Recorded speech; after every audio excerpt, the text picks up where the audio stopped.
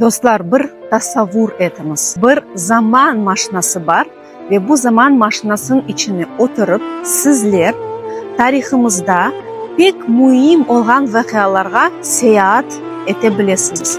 Bu seyahatta sizler o devrinin kahramanları ile konuşup bazı sahnelerge şahit olup hatta laf edebilirsiniz. Ve bu da yetmedi. Bu zaman maşinasına oturup sizler gelecekke yolculuk yaparsınız. Ve bu gelecekte sizler neslinizden olan insanlar ile hattaki bir diyalog kurabilirsiniz. Ve bütün bu yolculuk ve bu seyahat Tamga kitabının eseridir.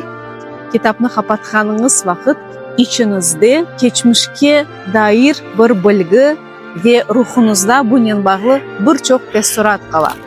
Bu Tamga kitabı nasıl yazıldı, neden ilhamlandı, nasıl çetrefilli yollardan geçkenini ise Kitap Fest gününde laf edebiliriz. Bekleyeyim sizleri.